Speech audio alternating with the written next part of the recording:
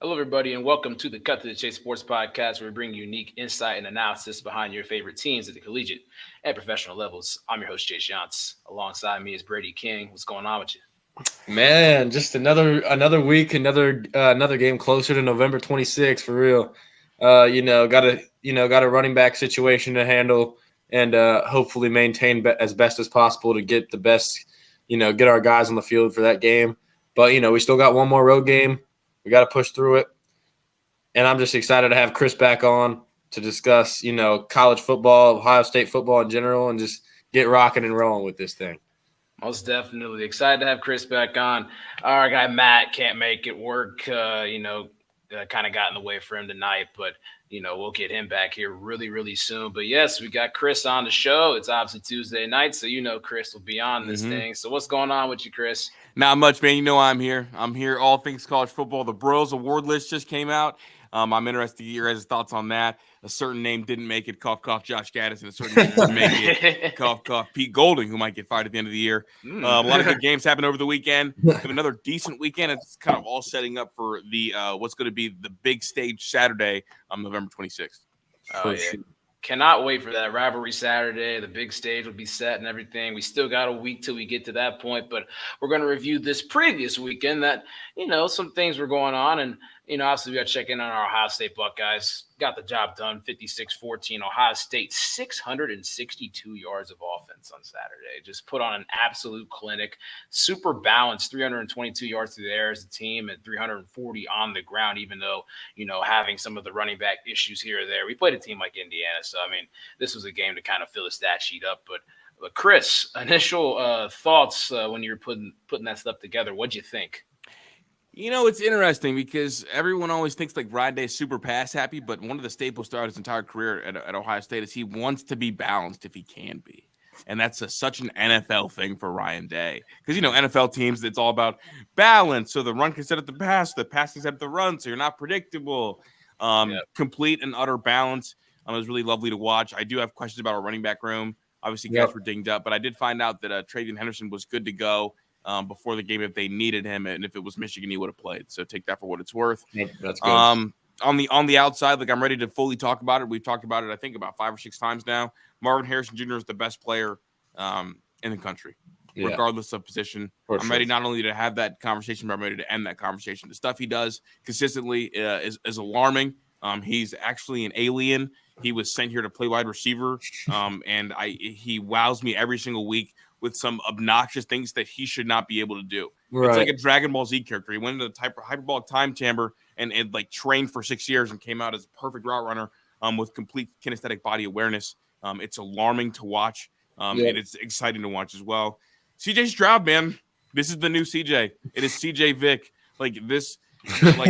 At first I was like, okay, like damn, like it was just Penn State, like he's just trying to like drop his nuts a little bit, like come tough or whatever. Like CJ, okay, I see the game. And it was off the next game. And then to Indiana, 3rd and 1, he lowered his shoulder. At that point, I'm ready to say, oh my gosh, like we're past fluke status. CJ Stroud has arrived, and not only arrived as what I think he has what it takes to be a Heisman winner, but he has a chance to do the trifecta. And you know what the trifecta is, guys?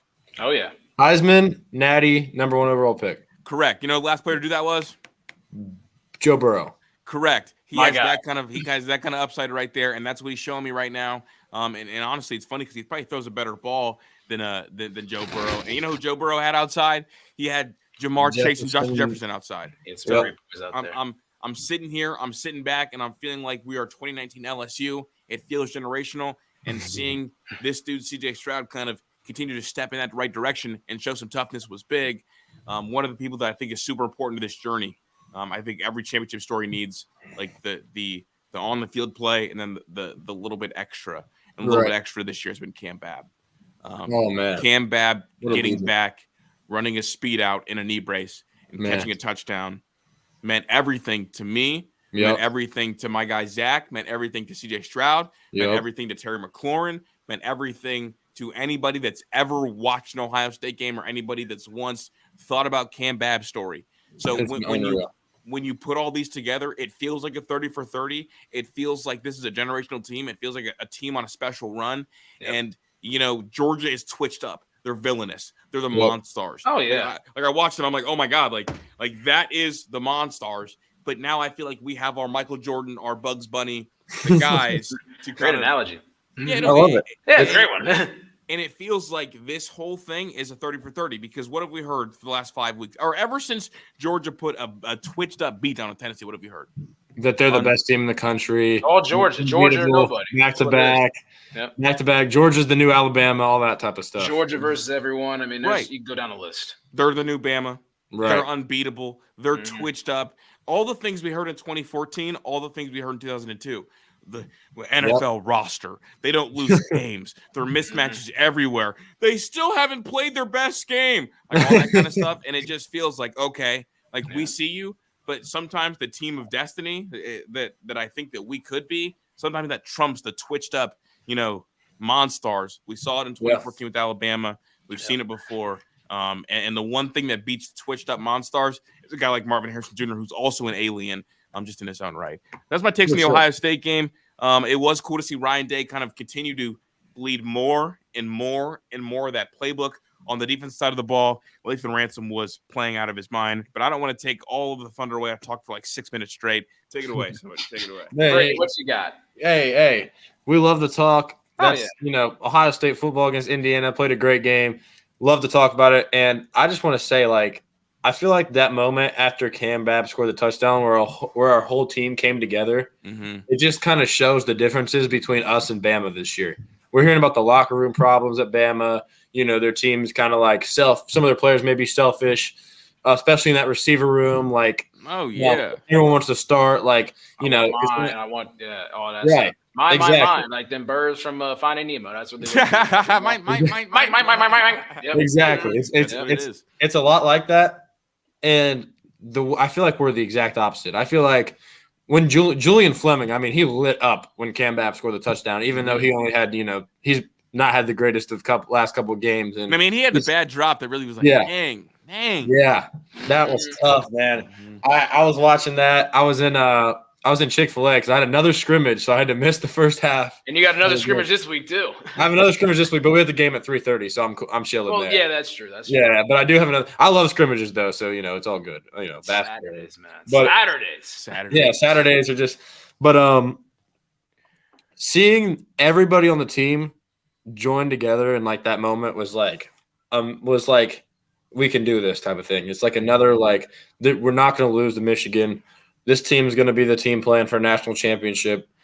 And like you said, it has similarities to that to the LSU 2019 team, especially if we can get Jackson Smith and Jigba back. Yeah, he's your Justin Jefferson. He's the Justin Jefferson of your Jamar Chase. Right.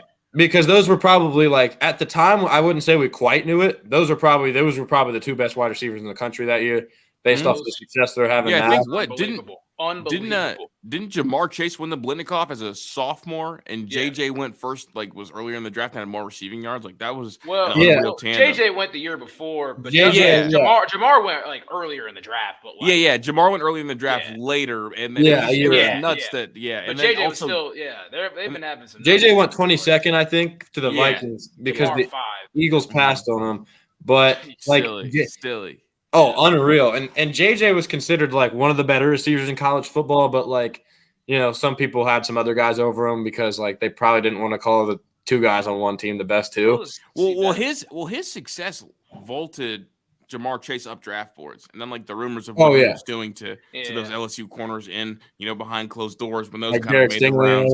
The fact that he was just abusing those guys, that in 2 years there was maybe 2 reps that he didn't win against those guys. Really vaulted him. And then also as the third, Terrence Marshall was the third wide receiver on that LSU 2019 team, and then Thaddeus Moss was the tight end, and then they had Clyde Edwards-Helaire as the running back. So it's they were so offensive heavy, and they were able to do a lot of things. But go ahead, I don't want to take. That's a whole NFL team right there. Also, there's you talk about teams that are NFL and all that stuff, but when we were talking about Jamar Chase, Justin Jefferson, Marvin Harrison Jr., those are guys. Those are pros playing in college uniforms. Correct. No, absolutely. It's unbelievable. You kind of get that feeling. You don't have to really say a whole lot. You're just you just kind of sit back, laugh, that guy's gonna be like just tearing up on Sunday, just tearing up on Saturdays now, but Sundays this is gonna be ridiculous. Like still. you could drop Marvin Harrison Jr. right now on the Packers, he'd be the best receiver. Like you could drop him off on the Bears, he'd be the best receiver. Like he'd be the best receiver on most teams. On most teams, yeah. I'd say probably about 85% of the teams he'd be the best receiver. I'm for real about him. Like, I mean, obviously, I'm not going to put him over like the top of the top receivers in the NFL yet, like where he has the chance to in the future. But he would be a wide receiver 1 on so many teams. It's unreal. Like, I would take him over. I think 25 teams would be number 1. He'd be number 1. I think I'd say he'd be like the 8th best receiver. Yeah, 7th or 8th best maybe in the league right now. I mean, I have him as probably a top 10 receiver in the world right now. Yeah, no, that's what I'm thinking too. Like top 10 best receiver in the world, and he's in a college uniform. If you add for 2 years. Oh my God! Every time I think of him coming back, you gotta love it. You gotta love it. We gotta take care of business this year. This is unreal. Woo! Every time I think about him next year, I just freak out, dude. Hey, we're gonna a lot of whoever is QB, the QB is battling for millions of dollars with the receiving core he's gonna get. Like. Like that's what I said with Jack Miller and CJ Stroud, even though we all thought CJ would win, that winning QB is going to get millions of dollars because you're going to look good with this receiving core. Yeah. Almost no matter what. Like it's the equivalent to the Willy Wonka golden ticket. Yeah, exactly. It's a golden ticket. Playing Who Wants to Be a Millionaire. Oh, I do. Cool. I want to start a job. Yeah, so we'll talk about it, I'm sure, this offseason, but the Ohio State quarterback battle, whenever there is one, like a true battle, it's always historic because it is the golden ticket. Yeah, you are on your way. It's like Chase said, who wants to be a millionaire? It's who wants to come to the chocolate factory. It's and it's not going to change. So. Absolutely, and it's just nuts because every Ryan Day quarterback battle has been crazy because it started out with, obviously JT Barrett, his first year was obviously the starter, even though all of us wanted him to, take maybe a backseat to one of the other first round picks behind him. Well, here we go. Here's a little backstory. Ryan Day went to Urban Meyer and said, it's time for us to start Dwayne. And, really? Yeah. And Urban Meyer said, absolutely not. God. Ryan Day tried to get that done. And Urban wasn't having it. He said he could wait his turn. So there you have it. Urban needs to realize that we have a great defense, and the only thing holding us back is an explosive passing game because our rush game is good with J.K. J.K. was the best freshman running back in the country. Him and Jonathan Taylor were the 2 best freshman backs in the country. Mm-hmm. All we need is to air it out. We have Paris Campbell, Terry McLaurin, K.J. Hill, Austin Mack, Ben Victor. We got all of them. All of them. Very solid receivers, some of them very elite receivers, and we couldn't throw the ball. You know what? Couldn't throw the ball. We threw 5 picks against Iowa. He went to him right before the Big Ten championship game, said, please let me start Dwayne Haskins. It'll be like 2014 Ohio State. The fact that the amount of talent that quarterback room had in general. I mean, JT Barrett, and it was just, the fans and everything else, and the team kind of divided when it came to start him, not all that stuff. But then to look on the back end of Dwayne Haskins, who was record-setting for Ohio State the season after, filling in for JT Barrett's shoes and even bigger. Joe Burrow having arguably the greatest college football season ever the year after that. The amount of talent that Ohio State had. I mean, obviously we have talent, receiver room, running back room, DBs, wherever you name it, defensive line, just really every position over the last 10, 15, 20, 25. I'll just keep adding up by 5, all right?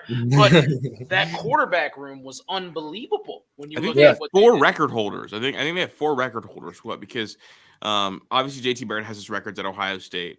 Yeah. Every record. He's a ton of records. Yeah, Haskins has records at Ohio State also. Joe Burrow has records at LSU. And then here's a little side point. Yeah. Tate Martell. That's Tate Martell. So there you go. Yeah. Yep. He leads. He has a record. 10 most highest completion percentage in one game in Ohio State history. Minimum 10 passes. Oh, wow. He went 10 of 10 against Rutgers, right? Because I was at that game. I went to that game, and I was getting really mad at Chase Young because he got 2 excessive he celebrated 2 times and got flags, and I was getting so mad at him too. Yeah. Tate Martell 10 for 10. Tate Martell was lighting it up. He was getting me a little excited about the next year after that game. He'd been a good urban quarterback. Yeah, for sure. Yeah. Mm-hmm. But man, that thing, I think it changed for the best though when we came to all these passers and everything. It's changed. It changed for the better. But I certainly like it a lot. But I'll tell you this though. I mean, Kris, we were talking about the Bo Nix train, the Michael Penix train, all that. I know.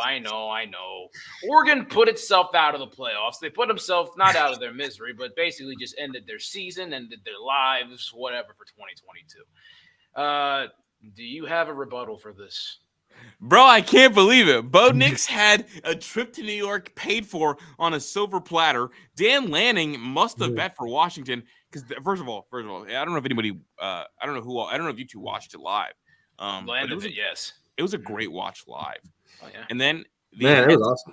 The head scratching decision for Dan Lanning, who before this game I had in my Coach of the Year discussion, for him to go for it as a defensive head coach. Oh my, yeah, that was awful.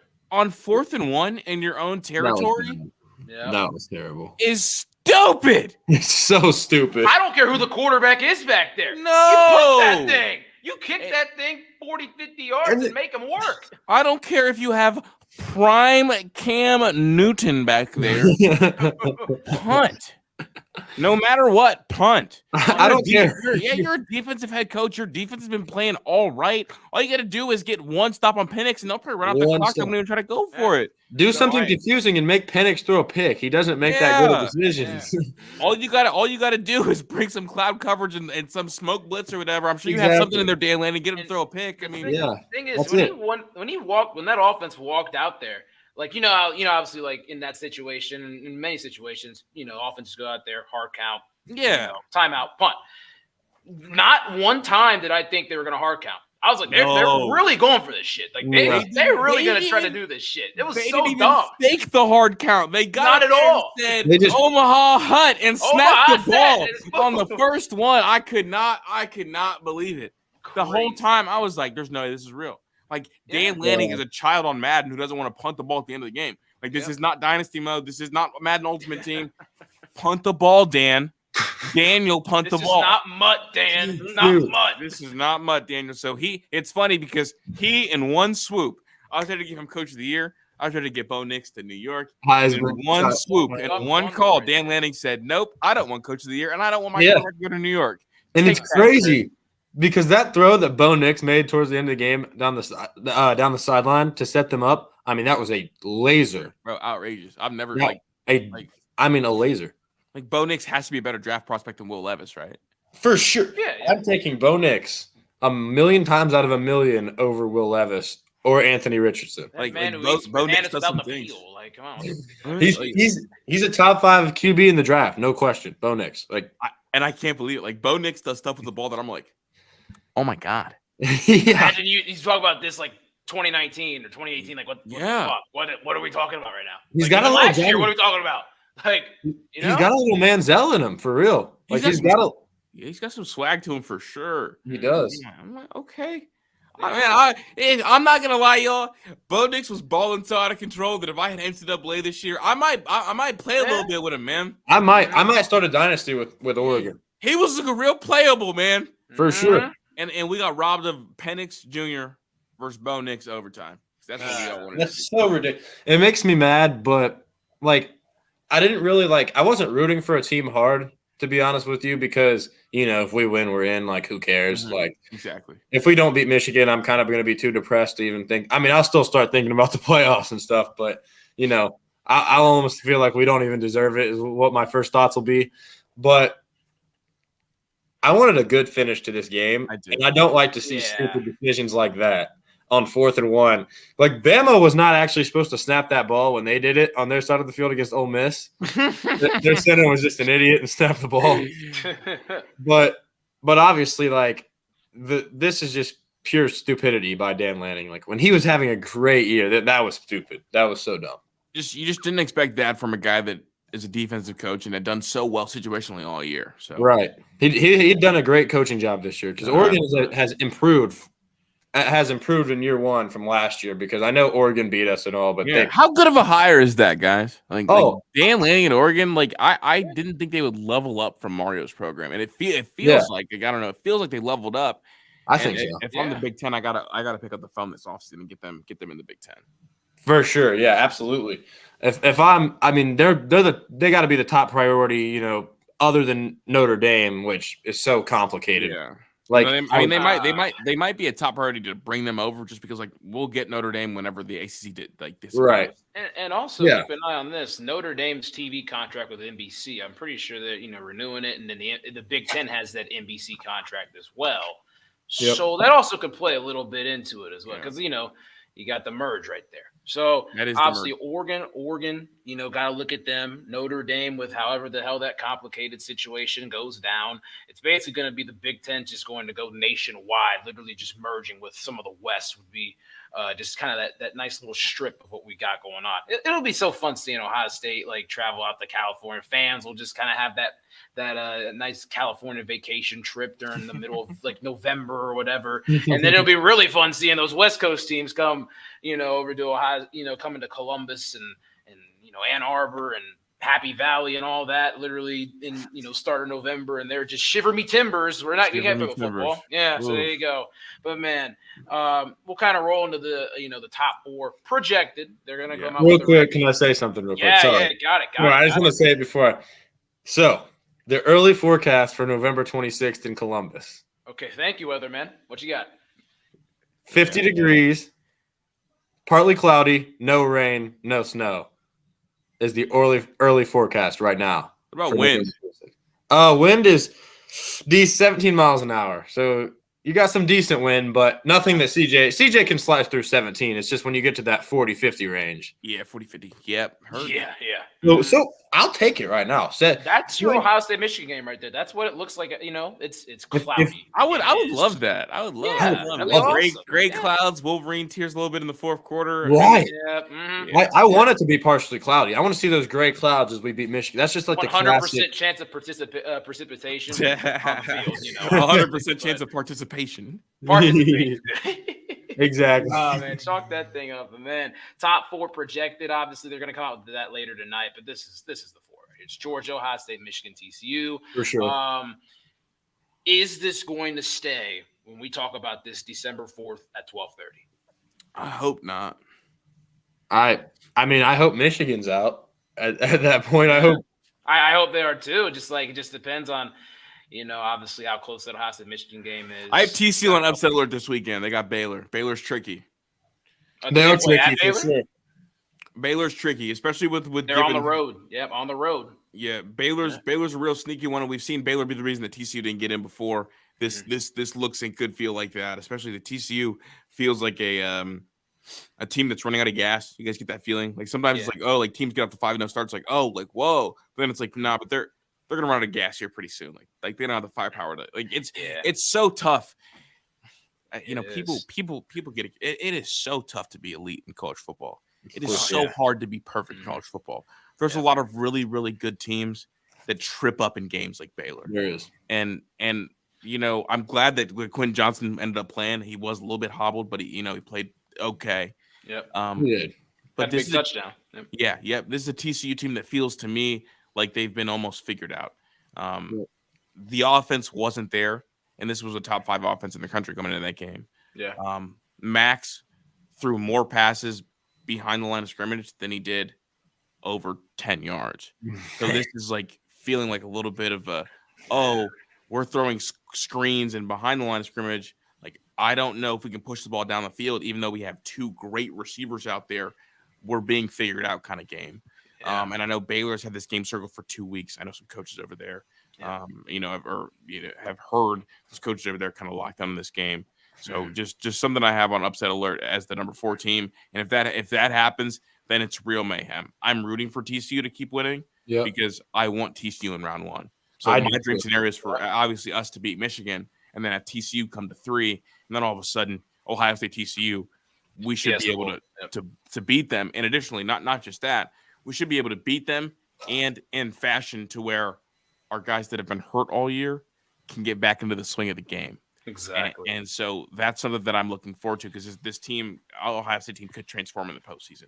So I hope that this holds. I hope everybody does their job, but I am worried. Partially the Ohio State fandom in me is worried about TCU holding up their end of the bargain. Okay. If TCU is out, is Tennessee in? Yes. Tennessee has done too much to be the quote-unquote media darling. Everybody loves Tennessee. They're fun. Their quarterback's old. It's Rocky Top. They're back. I mean, they have the story. They have the pub. They have, every now and again like this happens. Yep. And they're a fun team to root for because their coach isn't an asshole and their quarterback is really good and it kind of has had a redemption story. And it's a transfer quarterback, very similarly to, again, 2019 LSU. So I think Tennessee would end up getting in, and it gets a lot easier because Bama has the 2 losses, because Bama's the default there at 4. Yeah. Because they have 2 losses, they're out. Now, the tricky thing is USC. They're now in play to win the Pac-12. They are. Now, if they win the Pac-12, then we get into something pretty tricky. Yeah, I'm kind of hoping for a USC loss here this week, to be honest with you. With I just don't want them in the playoff. I don't think they deserve it. I don't think they're good enough. I don't think their schedule. I honestly don't. I think they'll have a tough time getting past Notre Dame, anyways, next week. Please refer to them as ACC champion Notre Dame. Champion Notre Dame, and they actually are by far the ACC champion because they blew out both teams. North Carolina and Clemson. That is your ACC champion, Notre Dame Fighting Irish. Absolutely. They're so good that they don't need to be in the conference to win the conference. Like, come on. Right. Oh, man. Exactly. ACC champion Notre Dame. But, man, USC, UCLA, it goes down at 8 p.m. on Fox out in the Rose Bowl. Brady already kind of gave his take on how he doesn't want USC in it. They don't deserve it here and there, which, I agree and all that, but obviously still got to play the game. Kris, what are you looking at in this game, especially from a guy like Caleb Williams? It's DTR versus Caleb Williams. It's a quarterback battle. Both of them are kind of similar in stature. They're both 6'1", weigh around 210. They're both highly touted guys. Of course, one was the number 1 quarterback. The other one was not. It is interesting. I do love bringing this up. DTR was committed to UCLA before he ever started a game at quarterback in high school.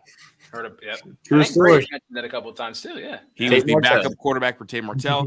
Was offered, committed, got it going on. Now he's had a better career than Tate Martell. DTR's a gamer, but so is Caleb Williams. They're both kind of that similar type run around. I do think Caleb Williams is better, but DTR has some gifts and traits that I do think could make this game intriguing. DTR is what I call a game buster. Now, the fact of the matter is that they struggled immensely last week, and they have their own fair share of issues.